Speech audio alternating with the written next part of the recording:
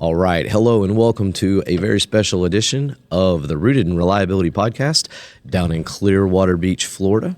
I'm with Chris Troutt here, who is one of the attendees of the conference, and we are at the Leading Reliability Conference.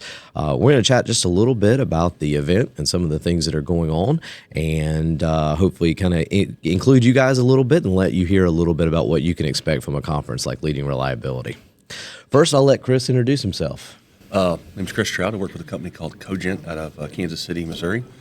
We're an industrial pump supplier, but we have a condition monitoring team based in all our branches across the U.S. We essentially represent Gould's Pumps and service from western Kentucky to Montana. So we cover a lot of ground. Very cool, very cool. Well, tell me a little bit about how you guys are driving reliability within your organization. So it's a big opportunity for us to create relationships with our customers. So, predominantly we're selling iron, we're selling pumps. But my team can come in, we'll run routes, or we can just support or do troubleshooting. So, our goal is to become really that trusted partner. So when there is a problem, we're that first call, be it a mechanical seal issue, pipe strain, alignment, or resonance on a paper machine. Very cool, very cool. Well, tell us a little bit about the conference. So we're only in day 2 here, so it's pretty early, but tell us a little bit about why you decided to come down to Leading Reliability and maybe a few of the takeaways that you have so far. So I've always had an incredible relationship with ACOM. Was a customer, worked for them for a brief period of time, continued to have a great relationship, and they invited me to come down and speak kind of on, it's just an updated version of a blog post we wrote some years ago called Why Your Maintenance and Reliability Group Needs a Hype Man. Awesome. So that's a great title. So we're going to talk about that tomorrow, but a shameless plug for you and your team. Incredible presentation yesterday, both of you guys.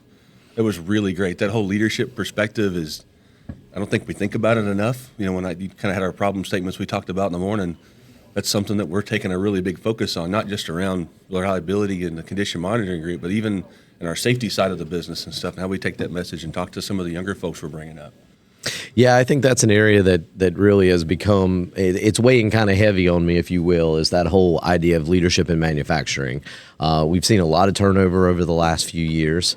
We've seen a lot of changes in the way we're doing things, and it's going to take a pretty heavy amount of leadership to lead through a lot of that. And I don't know that people are getting that introduction, whether it be somebody who's new to the industry, coming out of university or coming out of a trade school, or whether it's actually someone who just was promoted up through the ranks. They're just not getting that kind of training.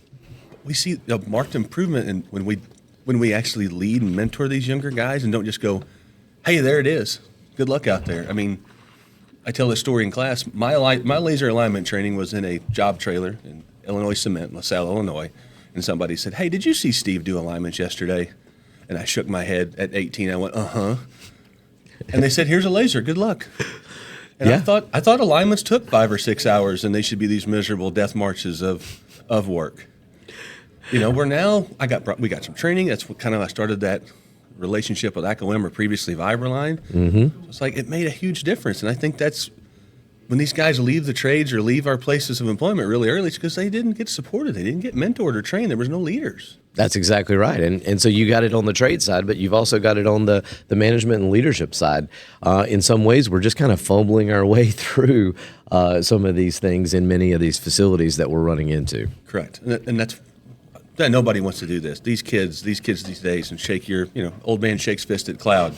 That's why, right? We're not doing our part. We're not giving them a fair shake. Yeah, absolutely. And I think conferences like this, guys in trades like me don't come to a lot of them, but we're missing really great stuff down here. This is good. It is. It's one of my favorite conferences for sure. The size makes it fun because you can sit around and chat with folks afterwards, talk about little details of what you're experiencing and the things that you're trying to do. And I've already had a couple of conversations after the class yesterday with folks who were like, okay, now I want to ask you some specific questions. Let's get into my situation. And I think that's a pretty awesome thing to be able to do. You just can't do it in some of the other places, I think.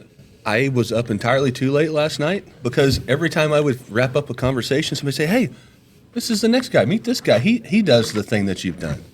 And then the clock starts over again. So you're like, oh, it's 40 minutes. I've talked to half a dozen people. I got to kind of find something different, like go to bed maybe. But. Yeah, absolutely, to be ready for these presentations today.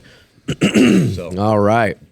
Well, I really appreciate you joining us on the podcast and spending a little time with us here. And I hope the rest of the conference goes really well. Looks going to be incredible. All right, man. Well, thanks again. And for our listeners out there, I hope you get a little bit of an idea, a little bit of a picture of what it's like down here at Leading Reliability in Florida. Have a great week.